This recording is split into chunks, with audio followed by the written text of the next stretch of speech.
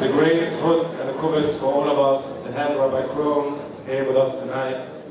He came all the way especially to give us chizuk as a zchus and aliyah b'shomer for our dear mother, Leah Sholem. I would like to thank Mrs. Ringer and Assistant Nechama for organizing all of this. I remember seeing my mother, Leah Sholem, organizing these events. It's not an easy job. Rabbi Krohn, to the Wasyng family, you are not only the Rabbi Krohn that the world knows, you are true family friends. I think we've known each other for close to 30 years. And I'll never forget the first time you came to Antwerp, you called us before you came, and you wanted to speak to the children. And you asked us, what can I bring you from America, something that you don't have in Antwerp? And you taught us that lesson, that doesn't make a difference what age you are, you're still important. And that's something that we saw by our mother, Leah Sholem. Didn't make a difference what age, young or old. Didn't make a difference what job it was, big or small. She cared, and everyone felt it, and that's why everyone felt comfortable with her, because you felt that she really cared about you, and that was important to her. Mitzvah Hashem, should be a zchus and aliyah b'shomer for her.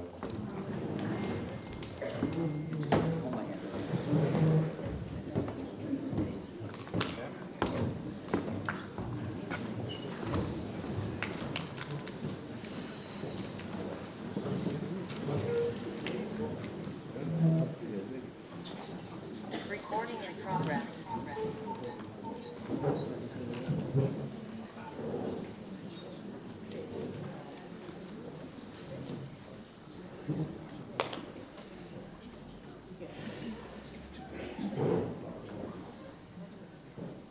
It is so special for me to be here tonight. As I said by the Siyum Mishnayos a little while ago, it is such a bittersweet occasion. On one hand, I'm so honored to be together with the Wasyngs. As was mentioned, our friendship goes back for wonderful, wonderful years. I remember the first time, I don't know if she's here tonight, Mrs. Olach, many years ago, she brought me to speak for the Aguda women, and that's when I got to know the Wasyngs. Reb Simcha Bamberger from Manchester told me that if I come to Antwerp, I have to get to know Reb Baruch and his Rebetzin, and we've been like brothers and sisters ever since then, no question about it. They've been to my home, I've been to their home, we've shared simchas. And I only found out that she was so sick less than a few months ago. I know the family didn't tell many people, and some people were even so shocked when they found out that Feigy passed away. So it's really so hard to come to Antwerp and realize that she's missing. She was a role model for all of us. She was a role model because she was involved in so many things in such a wonderful, kind way, never pushing herself, always welcome. And I was making a list of some of her qualities, and somehow they all began with the letter C. Chesed, concern, class. Was there ever a woman that had more class than Feigy Wasyng? I'll never forget at one of the weddings that I was at, she wore a hat. I never saw that hat in my life. And I just took a look at her and I said to her, you know, you look like Queen Elizabeth. I meant it as a compliment. I didn't, you know, she was like a carnation. It was just incredible. Nobody could present herself the way she did. But there was another C word that she was involved with, and that was chinuch. The way she was machanech on wonderful children, we all admire them, we all look up to them, we all feel so close to them. And I feel that it's so important today more than ever to talk about chinuch. And when we come to honor Feigy Wasyng, Allah Shalom, to talk about not only the chinuch that she and Reb Baruch did for their children, but the chinuch that all of us really must be involved with our children. And so I want to begin by telling you a story that happened a number of years ago. I was out of town. I don't want to say the name of the town. You all know the name of the town. It's not important. And I spoke about chinuch. And then, about a week later, I got a very strong letter, and the lady wrote me. She said, you know, you came to our town, and you told us all the things that we should do to raise wonderful children. But you should know that you were wrong, because I have 5 children, and I treated them all the same. I did all the things that you said without knowing that you were going to say them. And I treated all my children the same, and 4 of them are wonderful, and 1 is Gehenna on this earth. So who are you to come and tell us that if we do this and this, you know, everything is going to be wonderful with the kids? And I always, always respond, but never, ever in writing. Because when you respond in writing, you never know what tone somebody's going to read that letter in. When you speak to someone, so you can explain yourself, and if you feel that the person didn't understand, so you could explain it in such a way that hopefully they'll understand. But once something is written, and we all know that the written word is forever, they can misinterpret it. So I found out who she was. I mean, she signed her name, and she sent me the letter. She didn't write it anonymously. And I called her. And I commiserated with her. I apologized to her. But really, I thought, this lady doesn't know what she's talking about. What do you mean you treated all your children the same? Never heard of the pasuk, Hanoich Lanar Al Pidarkoi? That every child is different. That there's some children in the family that if they get an 85 out of 100, that's fabulous. But there's other kids in the same way, if they get 85 out of 100, that's awful. Because they could have gotten 100. The kid who got 85 and it's wonderful, that kid normally people would thought would get 60. And he or she got 85, so that's wonderful. And I consoled myself that really I was right and she was wrong. But as a mile, and I've been a mile more than 50 years, you do a tremendous amount of driving, and when you're driving, you're thinking a lot. And I began thinking about my conversation with her. And suddenly I realized that maybe I was wrong and she was right. And then it occurred to me that Avraham Avinu, who certainly knew more about chinuch than we'll ever know, he had a son like Yishmael. And Yitzchak, who was the biggest Yireh Shamayim, and certainly knew more about chinuch than we'll ever know, he had a son like Esav.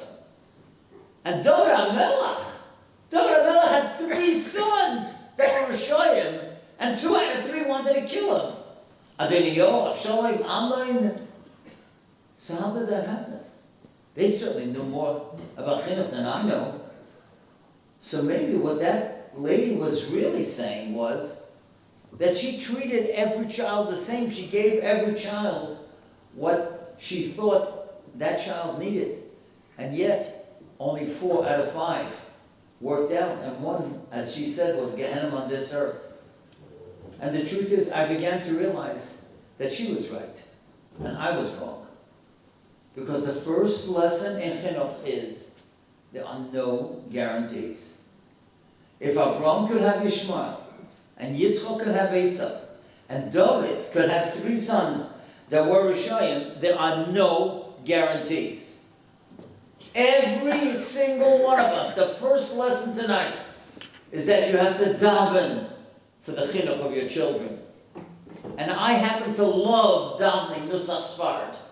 Because in Sfard, those of you who daven Nusach Sfard know there's a lot of extra words. And I love all the extra words in davening. My favorite extra words in davening Nusach Sfard is in Birchas HaTorah. V'niya anachnu v'tzetzo'enu, we and our children. And in Nusach Sfard it adds, v'tzetzo'ei tzotzo'enu, our children's children. So every day you're davening for your grandchildren. And that's special. There are no guarantees. In Lakewood, there are so many off the derech. In Satmar, in Monroe, there are so many off the derech. In the best neighborhoods in the world, in the best families in the world, there are kids that are off the derech. And we all need siyata d'shmaya. There's no guarantees. And that's why the first lesson is you can never, ever stop davening for your children. Because truth is, if you think about it, they spend more waking hours with their friends in school and in camp and on the bus than they spend with you at home. So here you're trying to give them everything, but you have no guarantees. So that's the first thing. There's no guarantees, and we should never, ever criticize a family when we see that they have kids that are off the derech. Because you just don't know the makeup of every child, and you don't know their challenges. Now I want to tell you a story. I remember, and I've done this many, many times with my children and grandchildren, when we go to Eretz Yisrael, we try to visit as many gedolim as possible. I mean, we go to the pizza shops, and we go to all the other good places as well, jeeping and all that. You know, we have a good time, no question about it. But we go to the gedolim. And I remember one time I went to Rav Michal Feinstein. Rav Michal Feinstein was the son-in-law of Rav Velvel Soloveitchik, the Brisker Rav. So you can imagine what kind of Talmud Chacham he is if the Brisker Rav, the Gadol Hador, took him as a son-in-law. And we were sitting and talking, and I always told my kids, let's all prepare different questions. We could ask every Gadol the same question, but like this you get the Gadol to think. And as we were sitting and talking, in comes his Rebetzin, Rebetzin Lifsha. Lifsha is a name that repeats itself in the Brisker families. And Rebetzin Lifsha, she's the daughter of Ravel Soloveitchik. How often in the world do you get a chance to talk to the daughter of a former Gadol Hador? So I got the courage, and I said to her, Rebetzin, I had the opportunity many, many times to speak to parents about chinuch. Is there anything that you could tell me from your father, who was the Gadol Hador of Rav Soloveitchik, that you could tell me that I should tell parents? She thinks for a moment, and the first words out of her mouth was so shocking, I couldn't believe it. She said, "Zolz wissen, as in Brisk, pflegen wir haben, schreckliche Menschen." In Brisk, we used to have terrible people. Now, I mean, didn't we all grow up that Rodden was holy, and Brisk was holy, and Bronovich was holy? Everybody was holy, right? Wrong. And listen to the story she tells me. She tells me, I want to tell you something that happened one night in Brisk. There was a political meeting. Now, I am not a political Israeli politician, so I don't know the difference between Jabotinsky and Ben-Gurion. But whatever it was, in Brisk that night, there were two factions. There was a whole group, and there was a Ben-Gurion faction and a Jabotinsky faction, and they were arguing. They had a meeting, and they were arguing. And suddenly, all of a sudden, two people who were on the opposite sides of the political fence were up front, and in front of everybody, they got into a fist fight. They started fighting, back and forth, hitting each other. It wasn't enough that they were arguing with words. And people jumped up on the stage and tried to separate them. And of course, the more people jumped up, the more people came back and forth, and the whole place was pandemonium. She said, I didn't know anything about that. I was sitting with my brothers and sisters. We were sitting, and we were eating dinner with my father, Ravel. And all of a sudden, a guy comes running in, and he says, Brisker Rav, did you hear what happened at the convention hall? There was a whole machlokes, and people got up, and they were fighting, fist fighting. Your children would never do that. How did you raise such children that they would never make such a chilul Hashem? And the Rebetzin told me, Rebetzin Lifsha said, she said, my father didn't want to answer this person. He just shrugged his shoulders. He didn't say anything. And he made nothing of it, and the man left. But when the man left, our father turned to us, and he said, and I'm going to say it in Yiddish, and of course I'll translate. He said, "V'zei meisenit, What they don't know is wieviel Trerim, wieviel Tillim, wieviel Tanesim ich habe aufgegeben zu haben als solche Kinder. What they don't know is how many days I fasted, how much chillim I said, how much I cried to have such wonderful children. And that's the same lesson that we spoke about. Even the Briskerov cried when he davened for the chinuch of his children. Trerim, Tillim, Tanesim, and then he added, schlafende Nacht, sleepless nights. No one is immune to the problems of chinuch, especially today. And so therefore, we have to know that everything that I'm going to say, and I'm going to give you practical advice on certain things, and hopefully we can do them, but there's no guarantee. Because no matter what you hear, you must daven. You have to daven every single day that Hashem protects your children from the outside influences, from terrible friends, and from the whole world. We know that the world is so, I don't want to say insane or crazy, but the truth is, we know how difficult it is out there. And especially with the Tzoros and Eretz Yisrael. I mean, I tell you the truth, not that I'm going to get into politics, it's humiliating to me as an American who's running for president. One is worse than the other. It's unbelievable. The great America, that's all they could come up with, is these two people? It's awful. So what kind of an example is that for the world? One is worse than the other. People don't know what to do. So, of course, you have to vote for somebody, so you're going to vote. But as I was telling the Wasyng children before, 2 major newspapers in America, major newspapers, the Los Angeles Times and the Washington Post, both of them, never before, they said, we don't know what to say. Vote whoever you want. Who ever heard of a newspaper not endorsing somebody? Because really, it's almost hopeless. But as a Yid, we have a emunah b'tachon, that we have a future. But it's only if we daven to HaKadosh Baruch Hu. That's the first lesson. Rav Shach once made a great statement. Rav Matisyahu quoted this. Rav Shach said, a Jew who is not tied to the past has no hope of being connected to the future. A Jew who is not tied to the past has no hope of being connected to the future. And so therefore, we have to show every child the Messiah and the beauty of Yiddishkeit.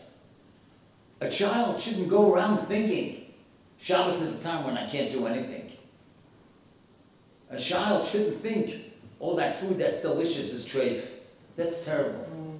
We have to have a positive attitude towards every single mitzvah.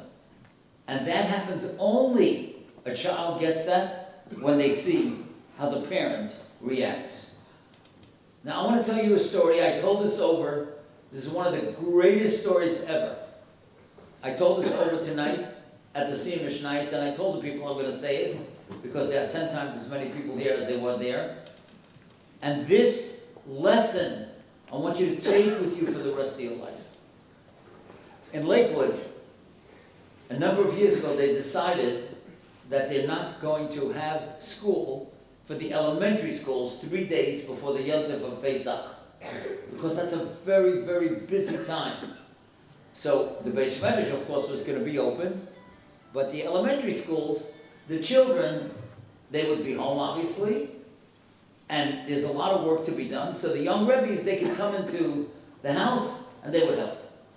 So this Rebbe, 5th grade Rebbe, comes into the kitchen 2 days before Yom Tov, and he says to his wife, is there anything that I can help you with? They gave us off, so we should be able to help. So she says, you really want to help? He says, I'll do anything. He says, okay, Baruch Hashem, we have 6 kids. If you could take the kids out of the house for 4 hours, I'll be able to bake and cook and clean. It'll be wonderful. And this guy's thinking, what in the world is he going to do with kids for 4 hours in Lakewood? But he remembered that there's a big airport, Newark Airport, That's an hour away from Lakewood. And these kids were never in an airport. So he figures if he takes him to Newark, it's an hour there, an hour back. So he already shot 2 hours, and now he's got to figure out what to do with the other 2 hours. And then he remembered that in Newark Airport they have what's called an air train. A train that goes from one terminal to the other. From Delta to United to American. The airports are very big today. So he gets the kids into the car, and he takes them to Newark. And they're on this train, which is overground. In certain cities, the trains are underground, but in Newark, it's overground. And the kids are having a great time. It's as if they're on a roller coaster. They love it. And the father's happy he doesn't have to pay. You don't pay for those trains. You just got to pay for long-term parking. And then you're just going from station to station to station, 3 people getting off, getting on, and you see the planes taking off and landing, and then you go over a very big turnpike called the New Jersey Turnpike, and these kids are having a ball. After 2 hours, a pilot gets on the plane, gets on the train. Very spiffy-looking guy with a jacket and a tie and a cap. And most of these pilots, especially from down south, they're lovely people, very friendly. So they see 6 kids with a father. They go over to this pilot goes over to the kids, he says, "Way off flying today." They didn't know what to say. So they look at the father, and the father says, "Actually, sir, we're flying nowhere." He says, "Nowhere?" He says, "You see, we're religious people. We have a Jewish holiday coming up, and it's very busy. It's very busy. So my wife asked me if I could take the kids out of the house for 4 hours. She could bake and cook and clean, and we're just having a great time together." And the pilot got very serious. And he said, "Young man, I want to tell you something. I've been a pilot for 25 years. There's not a major airport in this world that I haven't landed in." He said, 2 years ago, I got a text from my son. He said, "Dad, you're always so busy. You never have time for me. You never came to any of my birthday parties. You didn't even have the decency to come to my graduation. And last week was the birthday of your first grandson, my son, and you didn't show up. Do me a favor. Take my number out of your contacts." And he said, 2 weeks later, I got the same text from my daughter. "Take my number out of your contacts." He said, "Young man, I have flown everywhere, but obviously gone nowhere. You told me you're flying nowhere, but with your kids, you're going everywhere." And I want to repeat that. I have flown everywhere, but obviously gone nowhere. You told me you're flying nowhere, but with your kids, you're going everywhere.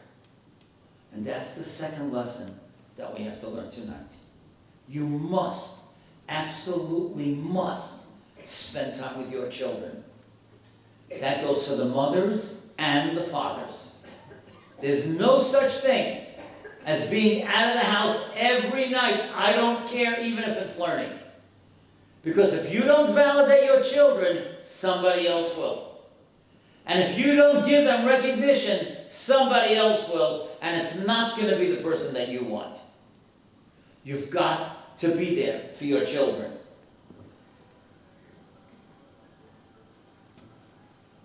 I remember I once spoke to Rav Shlomo Wolbe, Zecher Tzadik Levracha, one of the Pikchim of the generation. And I also asked him, what should I tell parents? And he said, tell every parent there are 2 things they have to give their children: time and love. And my son, who was with me when I asked Rav Wolbe the question, he was learning in the kollel, and I guess he was frightened. How much time does he have to give his kid? So he asked Rav Shlomo Wolbe, how much time do I have to give my child? So Rav Wolbe on the spot said, as much as they need. You've got to be there for your children. There's no such thing as thinking, the school is going to raise my child. The school is going to give the education. You are the role model. You, as the parent and the grandparent, are the ones that have to give the time to your children. I want to tell you a painful story. I have a dear friend. I don't know why all my friends are therapists, but whatever, maybe that's my problem. but whatever. This guy, Mayor Wickler, is a therapist. And he told me this incident that happened. He had a woman, 22-year-old woman, in his office, and she had been there already 2 or 3 times. The third time, Mayor tells me, I said to her something. He says, I realize now I shouldn't have said it, but I did say it to her. I said, you know, this is the 3rd time that you're in the office. Not once did you mention your father. Do you want to tell me anything about your father? You've told me so much about your history, but you never mentioned your father. And she burst into tears. And Mayor told me I felt so bad. Why did I have to open my mouth? Why did I have to ask her about the father? She didn't talk about it, we'll leave it alone. So as she was crying, I didn't say anything. And then when she caught herself, he said to her, I'm so sorry that I asked you that question. You don't have to say anything about your father if you don't want to. She said, no, I want to tell you something. She said, when you mentioned my father, the reason I started crying was because I remembered an incident that happened the first night of Pesach, a number of years ago. She says, I was a teenager, and I took the Afikomen. And my father knew that I took the Afikomen. And at the end of the Seder, he came over to me, and he said, I know you have the Afikomen. What do you want for the Afikomen? You could cry from her answer. And she said, a conversation. That's what she wanted. A conversation. You don't have to raise your hands, but just tell me, every father and every mother, think about it. When was the last time you had a conversation with your child? Not why didn't you wear your helmet, why did you forget your homework, why didn't you get 100? Those are not conversations. A real conversation like you have with a friend. Any father here that doesn't know the name of his son's Rebbe, or the name of the Masechta that the child is learning, or the Chumash that he's learning, has homework to do. Any mother that doesn't know the names of her daughter's 3 best friends, and she doesn't know the daughter's favorite color, you got homework to do. A conversation is something that you have with your friends, even in texting. So the conversation is that way. But there's communication. There are parents that don't say a word of meaning to their children. You ever dance with your kids? You might think that's crazy, right? I want to tell you what I did. I have, Baruch Hashem, 5 children. Every single child, every week, had a half hour of undivided attention. Okay, this was before cell phones. You want to go for pizza? We'll go pizza. You want to go bowling? We'll go bowling. You want to learn Ezra? We'll learn Ezra. Just me and you. Nobody else. You know what that means? You know what that closeness brings to a child? The child feels, my parent cares. My father cares for me. There's nothing more important than me. That's how a child thinks. Now, I want to tell you one of the greatest things that I have in my life. And that's tomorrow night, Thursday night. Every Thursday night.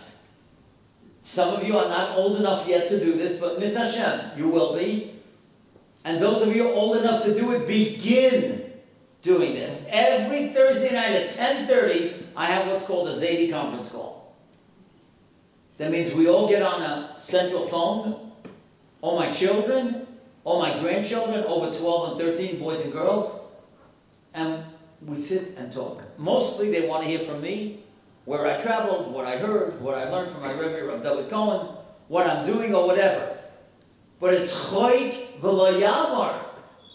I've been in Australia, where it's 14 hours ahead, and 1 o'clock in the afternoon. I made that Zaidi conference call because it was 10:30 the night before. We try never to miss it. And that's why every Friday, a whole day, the phone is ringing. The phone is ringing because all the kids, the Eidiglach, and the kids, everybody wants to say the Shabbos. We just had a great conversation last night. Now, of course, people can interrupt and, they have what to say. And if I hang up after, let's say, 15, 20 minutes, they're going on for another half hour. I just called Yoel Salah to be Menachem Amo, just tonight. He told me something so interesting. I told him I was going to quote it. He quoted it from his father Yigal, who was never nifter. They're getting up from Shiva tomorrow. And Yigal Salah once was at a Rebbe, and he asked the Rebbe for this bracha. Please give me a bracha that I should always be close to my grandchildren. And Yoel was telling me Yigal used to call his grandchildren every single week.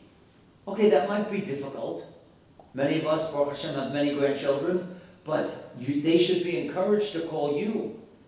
Make a Zaydi conference call. There was a tremendous Machanach in New York, he never passed away, Rabbi Avi Shulman. He was the creator of the seed program, where people would go out to different cities in the summer. Color guys would go out. But he had a Seder in Tanakh with his daughters every Thursday night. Whether you learn Tanakh, whether you just stam shmuz, but there's a connection, because family is everything. I'm sure that all of us, when we were in high school, or the equivalent of high school, we thought we would see these guys forever. And what happened? 2 years later, this guy's in Ponevezh, this guy's working, this guy's in Torah, this guy's, so who knows where he is? So when we're young, we think we're going to be with our friends forever. It's not true. You have family. That's the most important. And that's why always, always spend time with your children. The greatest thing in the world is that when your children are older, they become your best friends. Nothing like it, I'm telling you. Besides your spouse being your best friend, there's nothing like having kids that you could talk to on a level of intellect. You're not talking down to them. But that only is when you build it. Yesodei HaTorah is nothing compared to your home. Tal Torah is nothing compared to your home. The kids are going to remember how you davened, how you dressed, how you spoke about the Rav, how you didn't break somebody's shidduch. That's what parents are. You know what? Rav Shmuel Kamenetsky Zolzang Yezud, Rav Shmuel Benita Etel. You know what he said? A wonderful thing. He said in benching, we all say, Harachmanu Yivarech Avi Moiri V'yasibi Moirosi. Hashem, please have compassion on my father, my Rebbe, my mother, my teacher. Not every father's a Rebbe. Not every mother's a teacher. She's not in the classroom. But she is a teacher. The way she talks, the way she acts, the way she does chesed, the way she relates to a community. A father is a Rebbe. Does he talk during davening? Does he talk during laning? Does he show up late to davening? Of course. You're the role model. That's really what Chinuch is all about. Schools are a periphery. They're outside. The main thing is at home, when you're there with the children. And I don't care, you could be in a kollel, you could do anything. If you don't spend time with your children, there's no guarantees whatsoever.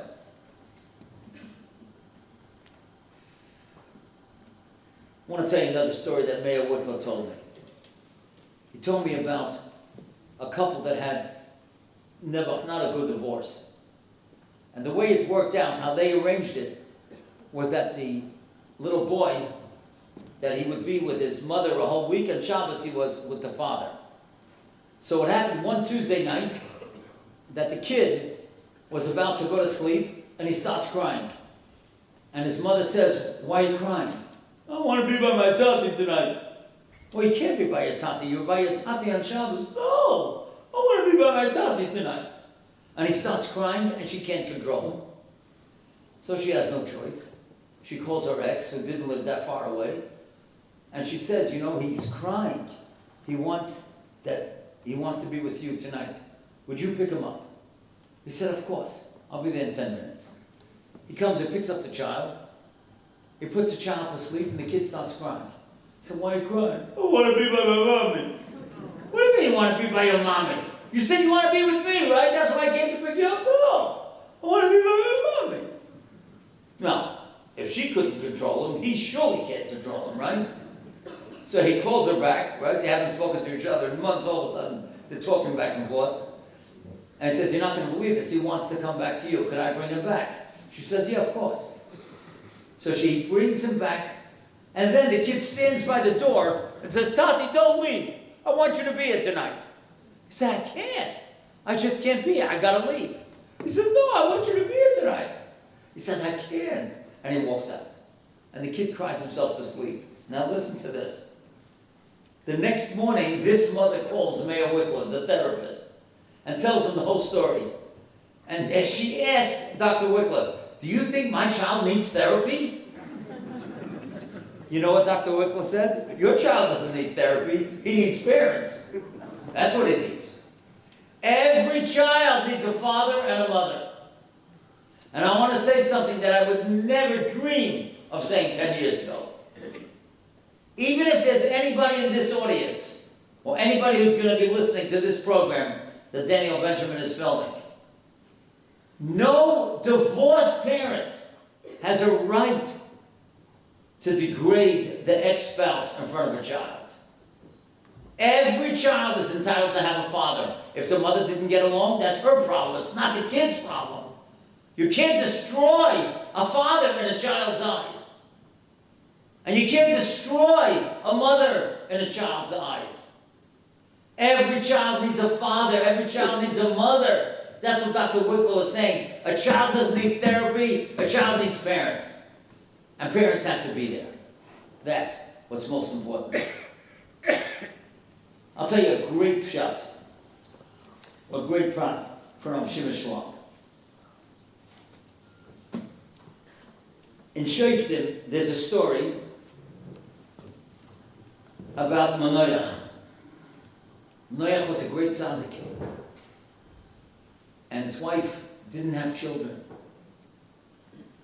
And one day she's walking in the street, and a malach comes over to her. And a malach tells her, the pasuk is in Shoftim Yud Gimel pasuk Zayin, Hina chara v'yaladet ben. You're expecting, you don't realize it, but you just became pregnant, and you're going to have a child. Va'atam, and now, al tishti yayin v'sheicha, don't drink any wine. V'al terchi kol tuma, don't eat anything. Tomei ki nazir elikim yi hanar min habeten. Adiyah Moisei. Your child is going to be a nazir. So don't you eat anything that's tomei, because a nazir can't eat anything that's tomei, and you're carrying this child within you. And don't drink any wine. She comes home, and she tells her husband, you're not going to believe this. I met a malach today, and he said, I'm pregnant, and we're going to become parents. Vayomer Manoach el Hashem. So Manoach can't believe this. I mean, he knew his wife was a tzaddik, right? As Rav Schwab said. So what, he didn't trust his wife? He said, Bi Adoni Hashem, Ish Elokim Asher Shalachta, Yovay no oid Elinu, let him come back, I got to hear it myself. Could you please send that Ish Elokim that came to my wife, please send him to me. V'yoreinu, he will teach us Manasa l'nar hayula, what we should do with this child. So again, Rav Schwab says what? He didn't trust her? He wanted to hear it from the Malach. And Hashem makes a nest and Malach comes back. And listen what the Malach says and watch how Rav Schwab understands it. Vayemer Malach Hashem Manoach.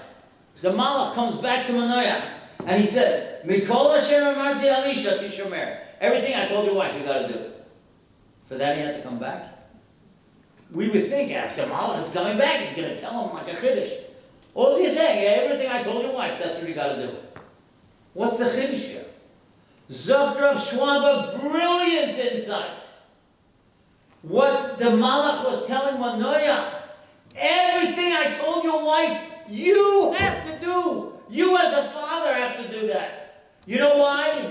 Because if you do it, your son will do it. If you don't do it, your son won't do it. And Rav Schwab writes like this. If a person says to his son, to do a good thing that he himself doesn't do, even if he tells him 101 times, it's not going to help. If the Malach was telling Manoach, you want to raise a Nazir?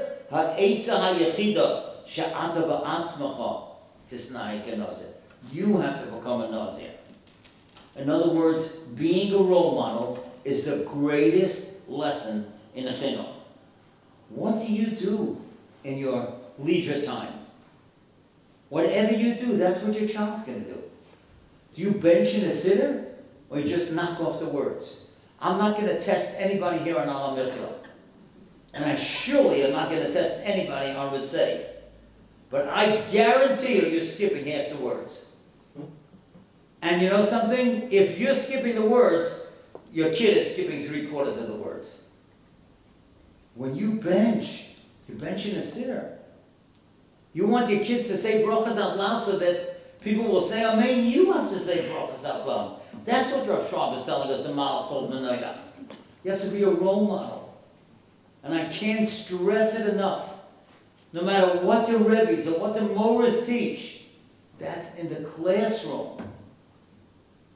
But if you don't act that way at home, the way you want them to act in their home, it's just not going to happen. Chinuch is the role of parents. The schools are periphery. That's not how it was meant. You know, I once heard a great shot. Moshe Rabbeinu wrote the Torah on avonim, on stones. It was not the stone edition of the Chumash, by the way. He wrote it on stones. Evan. You know what Evan stands for? Av, Ben, and Nechet. Ovois, Bonim, and Nechadim. Fathers, children, and grandchildren. That's how it's meant to be. Unfortunately, because fathers and mothers had to go out to work, so we had to start yeshivas. But really, every father learned with his child. What did Sarah Schneer do? Sarah Schneer realized that the mothers were not teaching the children. And the children were not listening to the mothers. Because they had bad friends outside, so she started the school. She started the Beis Yaakov movement. But that was a secondary thing. The primary thing that we have to walk away with tonight is that chinuch is our job. The schools are secondary. One of the greatest stories that I ever heard about chinuch, I heard right here in Antwerp, by one of the greatest people that I've ever had the chance to meet, and that's you. All of you know him better than me. You can give him my regards, Rav Pinchas Kornfeld. I love that man. He is so charismatic and he is so accomplished in so many things. So we were once talking about chinuch. So he told me this great story that happened right here. In one of these schools where the grade 1, the boys and girls are together, at least that's how it used to be. So a teacher, a Mora, wanted to teach the children about Shabbos. So she said, Chaimu, you bring in the wine. Sarla, you bring in the fish. Moshe, you bring in the plates, or whatever. And the other one, Dvoira, she'll bring in the napkins, or whatever. And every kid brought in something else, and Wednesday morning, they set up a Shabbos table, and she said, Chaimu, du zayn the tati. You be the tati. Fine. He sits up front. He's so proud. All the boys and girls are sitting around the table. She said, okay, Chaimu, fang on, begin. The kid plops back on his chair and he says, oh, you will got a Could you imagine that happened right here in your town? I mean, that's one of the greatest stories ever. You can't even make that up. She thought he was going to say Yamashish. Right? But that's what the kid said. Oh, you will got a That's amazing. Because kids follow what the parents do. And many times when you call on the phone and the kid answers the phone, whether it's a teenage girl or a teenage boy, you think it's the parent. Because that inflection of hello is exact the way the parents do it. We all know that. That's to be the case like that. I want to tell you a great story. I'm going to make a bracha. You could all say amen.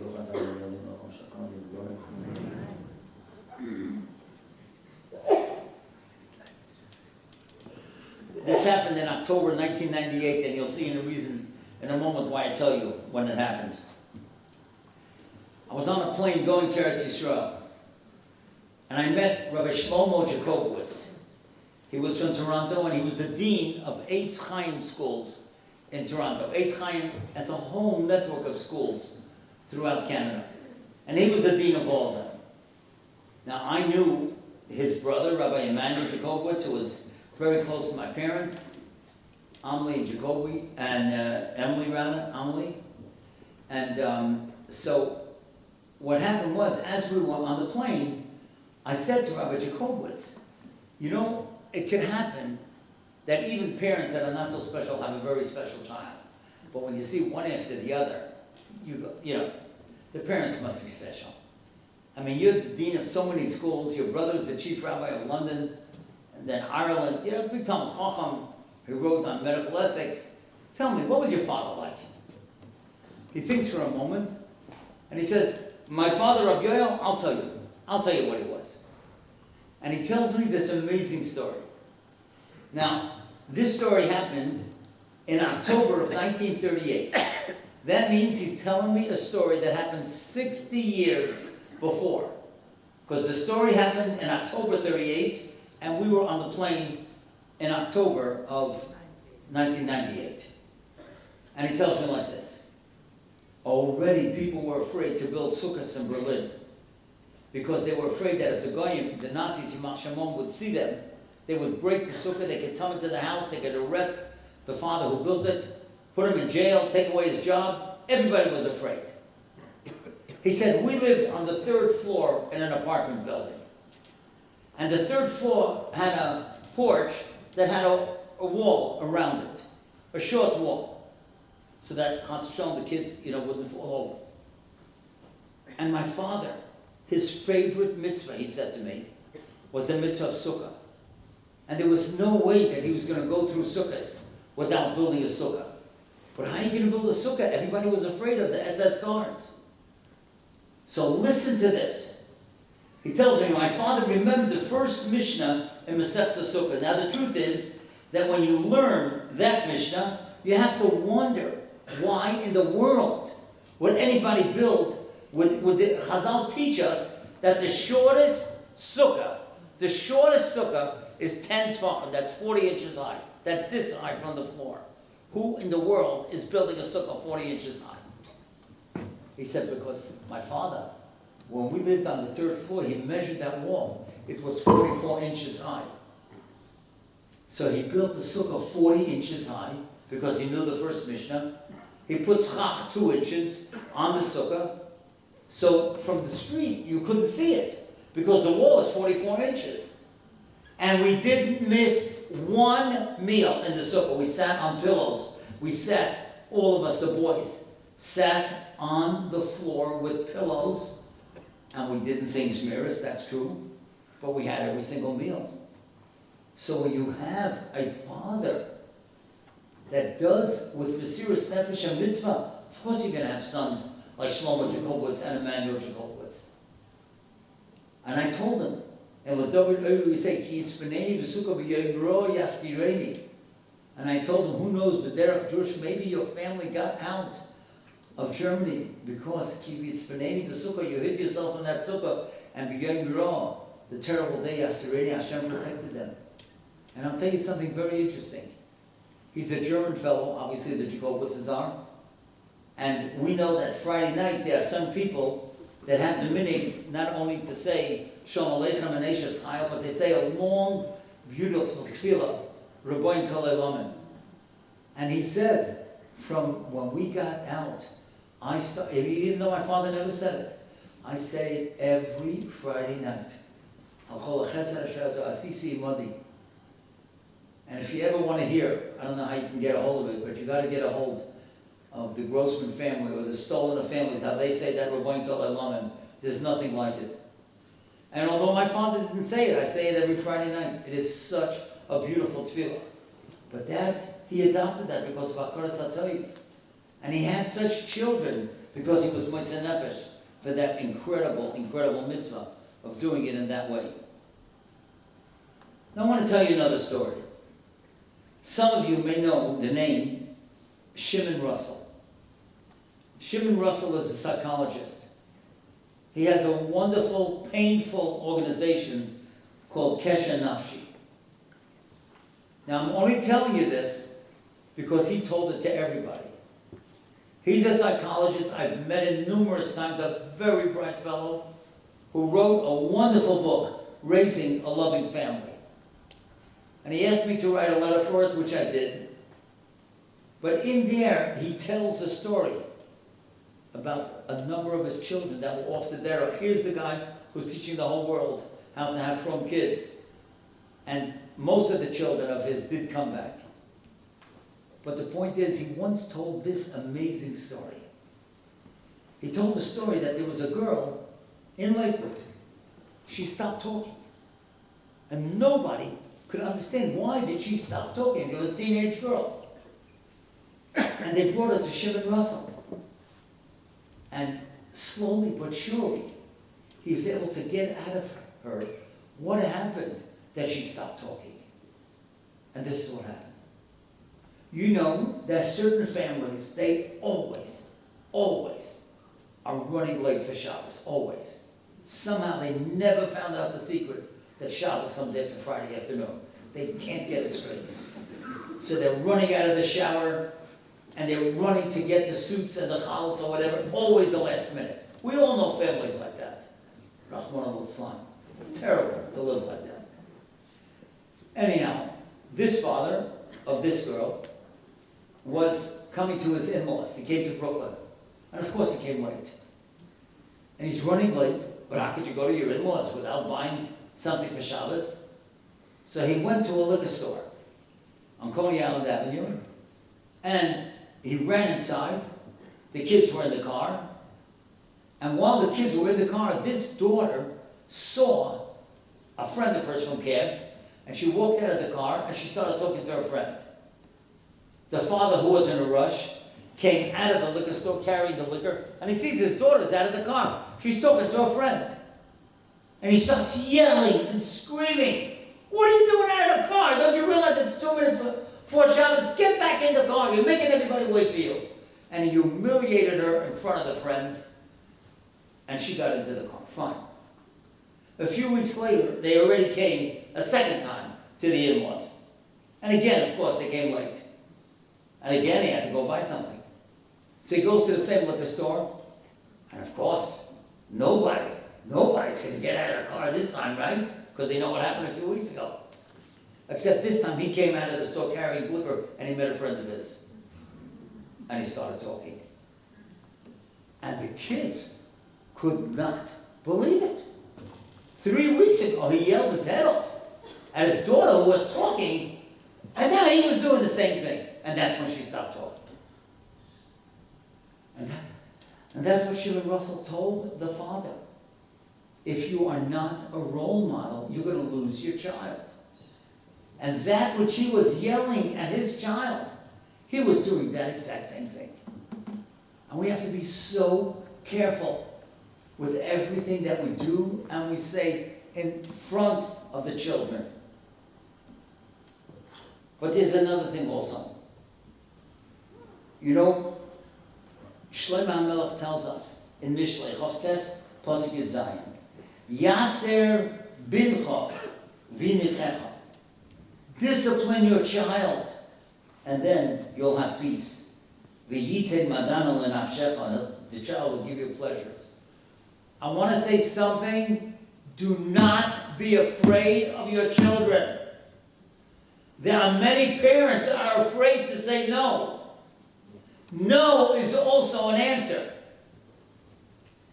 How many times does the teenage boy say to his father, "You know, I'd like to borrow the car." And the father says, "No." And he runs and he says, "You're not listening to me." He says, "I am listening." No is also an answer. And you cannot be afraid of your child. Because if you give in to everything, the whole thing will fall apart. Children want to be disciplined. They want to have a role model. They want to be guided. Now, of course, you don't do it with nastiness. You can explain to the child, but you don't come off your standards. If you have a certain standard that a child has to be home, like, 10:30, 11 o'clock, or whatever it is, on a Motzei Shabbos, you keep to that. And if the child doesn't keep to that means next week they're not going to go out. And if the child doesn't wear a helmet when they're going out with a bike, you tell them, you do that one more time, you're not going to drive your bike for a week. And you stick to it. Parents cannot be afraid of their children. Now there's another thing also, which is very, very important in the chinuch of our children, and that is to have a happy home. I want to tell you the Gemara. The Gemara tells us in Tainus Chav Beis Amud Aleph, Eliyahu Navi was walking with Rav Broika, and he saw two people. And Eliyahu Navi says to Rav Broika, you see these two people, they're going straight to Gan Eden. And Rav Broika was surprised. He didn't know these guys are such big tzaddikim. So when Eliyahu Navi left, he goes over to these people, and he says, Maya B'nitachel, what do you guys do? I didn't know that you're such big tzaddikim. Eliyahu Navi says that you're going straight to Gan Eden. Listen to what they said. They said, Inchi b'dichianan, we are happy people. Mebatchinon atzivi. We make people that are sad, we make them happy. And the Ma'amoyes in Dvorim, Chav Ches Mem Zayin says, why did they say they're happy people? That wasn't the question. He asked them, what do you do? They should have said, we make people that are unhappy, we make them happy. And that's not what he said. He said, we are happy people. Why did he add that? And you know what the Me'am lawyer says? If you want to make other people happy,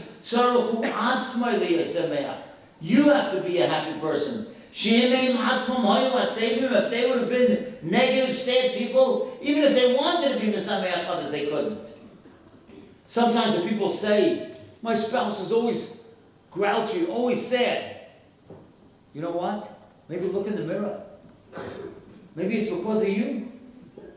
If you're happy, people around you will be happy. You want your kids to be happy, you have to have a happy home. You have to play music. You dance with the kids. That's right, dance with the kids. Make them feel special. Now, I don't know how it works over here, I can't say, but I can tell you.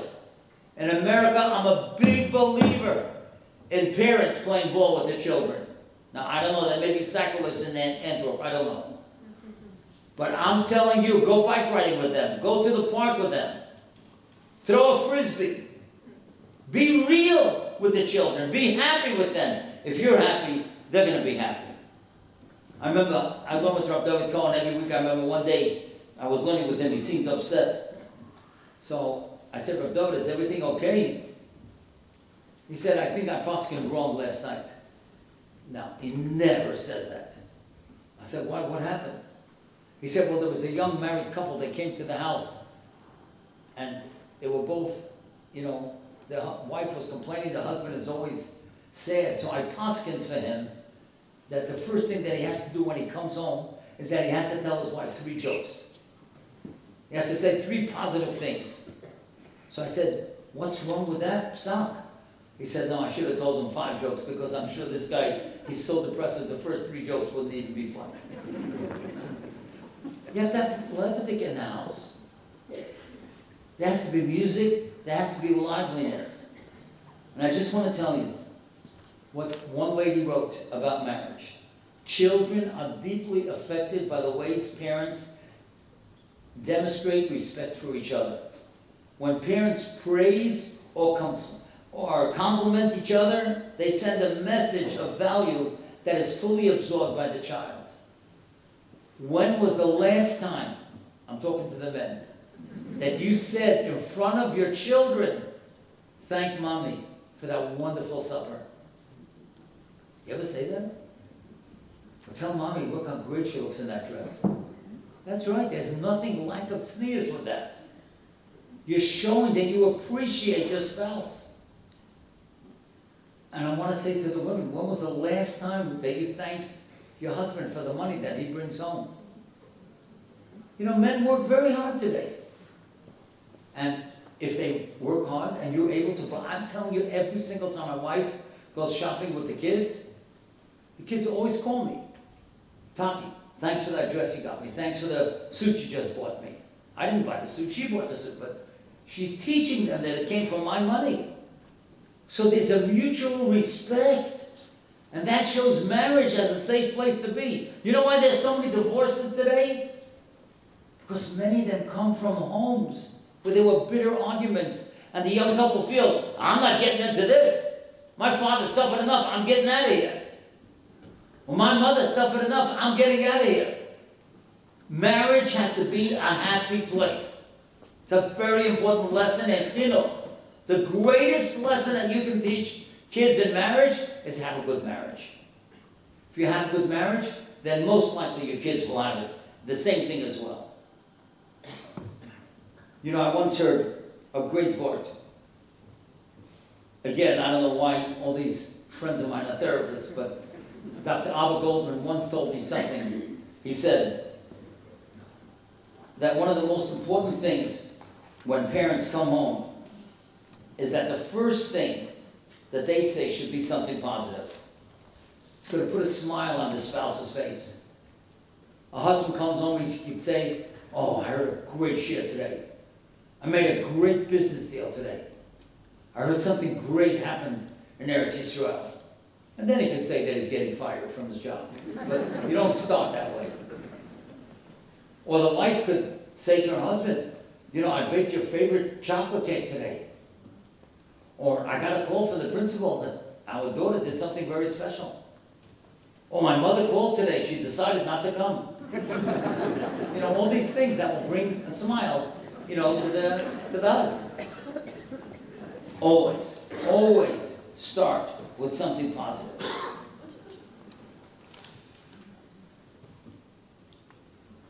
I once saw a beautiful expression. The right temperature in a home is maintained by warm hearts, not hot heads.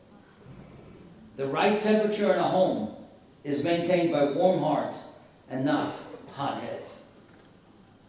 Now, of course, you won't know who I'm talking about, but I can just tell you that my wife and I, when we first got married, she's from Denver, Colorado, which is 2,000 miles away from New York.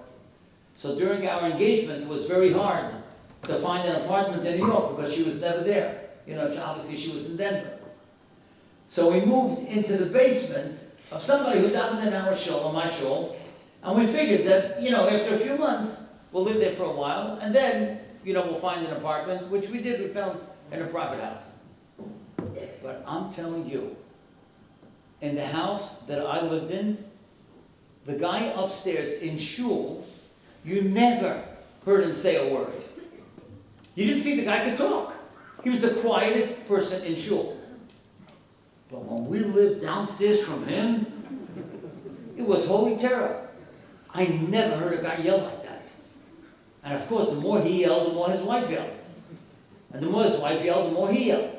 And of course, both his kids got divorced when they finally got married. Because you can't live like that. A house has to be a happy place. I just want to say one more thing. We'll review, and then we'll end with a fabulous, fabulous story. One of the most important things, and I mentioned this before by the Siyum, is something that we can teach our children, that we are part of a community. Rabbi Chaim Volozhin's son wrote in the Hamdama that his father used to be upset when he didn't get involved in the problems of others. He used to give me mussar when he saw that I didn't get involved. And that's what Feigy Wasyng was all about. Whether it was that school for those children, whether it was Bika Choylem, whether it was Zeis Rana, whether it was being the Rebetzin, whether it was making the shiur for those people that would have on Yom Kippur, to make sure people get to other appointments, the medical appointments. That's what chinuch is all about. You're part of a community. Now, I don't know if you have Tamchei Shabbos here in Antwerp. By us in New York, every community has Tamchei Shabbos. And you know what the parents do? They bring the children to pack the packages. The kids don't know what families are getting it, but they pack the matzahs, they pack the fish, they pack the chalas. But like this, everybody knows you're doing for others. That's part of chinuch. Lo la'atzmai nivra, that you didn't get just for yourself, that you're part of a great community. So let's review everything that we said. I'm going to end with two fabulous things. Let's remember, we come here tonight to talk about not only Feigy Wasyng, but because she was so involved in chinuch, and we talk about chinuch. And chinuch, there are no guarantees. You have to daven. As we said, Avraham had Yishmael, Yitzchak had Esau, and David HaMelech had 3 sons that were Rishayim. There's no guarantees. We have to daven. Rabbi Feinstein, his Rebetzin Lipsha said that Rabbi Elul said how many tears he shed, how many days he fasted, how many sleepless nights he had, how much Tillim he said to have such wonderful children. Rav Shach told us if you're tied to the past, you'll be connected to the future. We have to show the beauty of what Yiddishkeit is all about. Let's remember, if we spend time with our kids, we're going everywhere. Otherwise, like that pilot, we're going nowhere. Let's remember to spend time with the children. Rav Welber told us time and love. How much time? As much as they need. Tal Torah, Yesedi HaTorah are both great schools. But the chinuch is going to come from your home. You're being a role model, as Rav Schwab told us. That's really what it's all about. If you can, give every child a half-hour undivided attention a week. A father or a mother. No cell phones, no nothing. Go for a walk, go bowling, learn Ezra, do pizza, whatever. But it's only you and that child, and they know that they're important. Let's remember that adorable story that Pinchas Kornfeld told us about right here in Antwerp. Oya Birkehat, Ashver Avoch. Let's remember not to be afraid of the children, to be able to say no. And let's remember that a home has to be a happy place, because that shows what marriage is. And as Dr. Wicklow said, child doesn't need therapy, they need parents. And no parent has a right to degrade the other parent. A happy home, that's the greatest lesson for chinuch and for marriage. The right temperature in a home is by warm hearts, not hot heads. And remember, Loyla Atzmi Nivra. We weren't created to become rich and famous. We're created to help other people. I just want to end with these 2 great stories. In Vilna, there was a ghetto. And after the war, people came back to Vilna. There were no shuls. They were all ransacked. There was 1 shul left. And it was in a ghetto. And Dr. Leo Goldman, he told me the story. It happened to himself. He was a little boy. And he came there, Simchas Torah, to that shul. They had no Sifrei Torah. And what happened was that the men didn't know what to do. How do you dance on Simchas Torah without Torahs? And a young couple walked in. It's a little boy and a little girl. And they went over to this couple. Where were they? They were hiding. And the little girl, he told me, couldn't even talk because they whispered to her. Her vocal cords were not even developed. And the people took the children and they danced and they held the children because they said every child is a Levitic Sefer Torah. And we know that Avi Rottenberg made a song out of this episode that happened. And you know something? When I told over this story, I remember I spoke to Rav Shmuel Kamenetsky's brother, Rabbi Yamin, and he told me something so amazing. Because I told him that it's a Zoyar in Parshas Nosai, that even the Sefer Torah and the Heichal has to have mazel.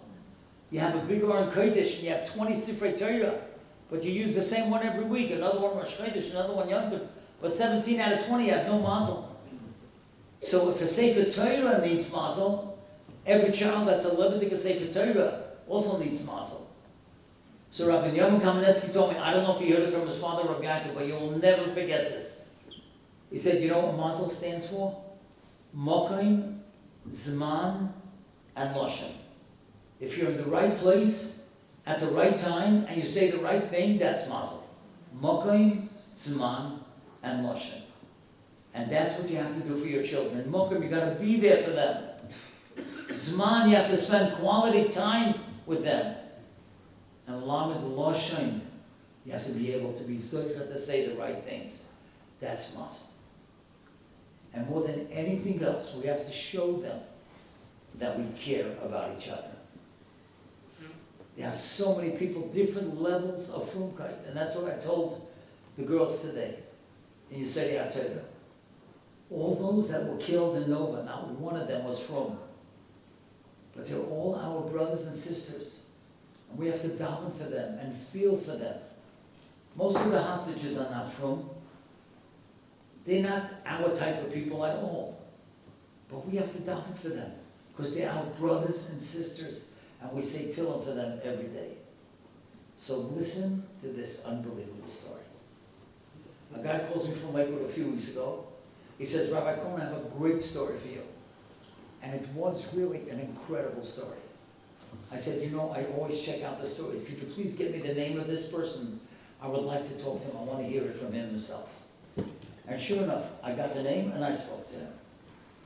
This fellow, a 28-year-old boy, had come to learn in Lakewood, but he was learning part-time. He learned in the morning, and in the afternoon he was doing real estate.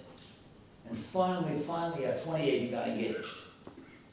And he was so happy, Baruch Hashem, after so many years going out. And they set the oifruf. Now, he comes from the Midwest, which is someplace in the middle of the United States. He doesn't want to say, I should say what city he's from or what his name is, of course, as you'll see in a minute. And they set the oifruf. Now, when somebody gets married out of town, from out of town, the oifruf is usually a week and a half before the chasna. Now, I spoke to the guy, and he told me that there were some strains in the relationship between him and the Kala, but he thought everything was fine. There were some strains, but he figured everything would work out. The Monday before the oifruf, she calls him up. She says she wants to go out tonight.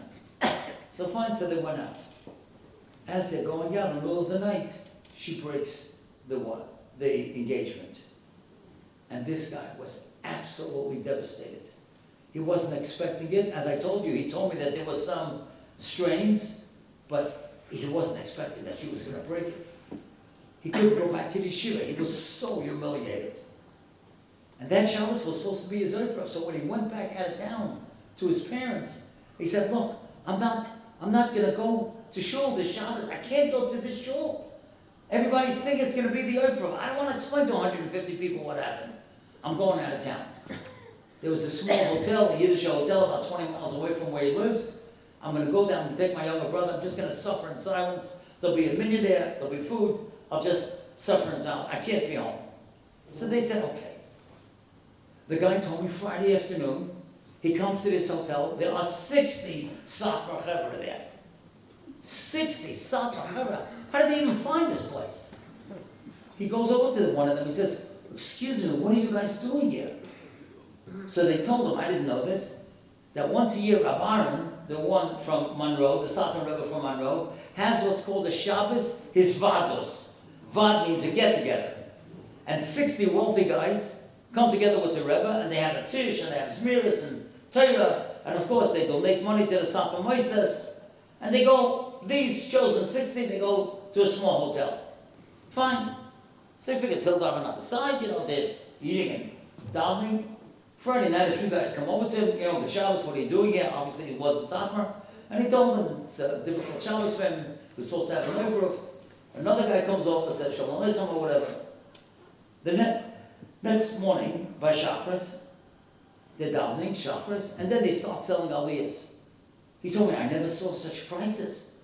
It was outrageous for every aliyah. He said, I went over to one guy, I said, that's what they charge in Satmar for aliyahs? So he said, you see, my Satmar, again, I didn't know this, the Rebbe doesn't sit up front by leading, he stands by the bima. So everybody who gets an aliyah is standing right next to the Rebbe and saying, Birchas HaTorah. So it's very special. So the aliyahs were going for a fortune, but when it came to maftir, guys bidding all different sides of the shul, outrageous prices, he never saw anything like it. Fine. They finish selling the aliyahs and they start laning. It comes before the maftir, the Gabbai comes over to him and says, how do we call you up? He says, me? He says, yeah. Wasn't this Shabbos, the Shabbos of your oifruf? That's why everybody was bidding. Everybody wanted to have the schus of buying you this haftarah. He told me, he started crying. He couldn't talk. All of a sudden, 60 guys, they all come over to his table, and they're all singing and dancing. and they're walking him up to the bima. And the Rebbe greets him and says, thank you for being with us this Shabbos. He told me he could not say the bracha. He was just crying. These guys, they never saw him, they'll never see him again, and they spent a fortune just to make another Yid feel good.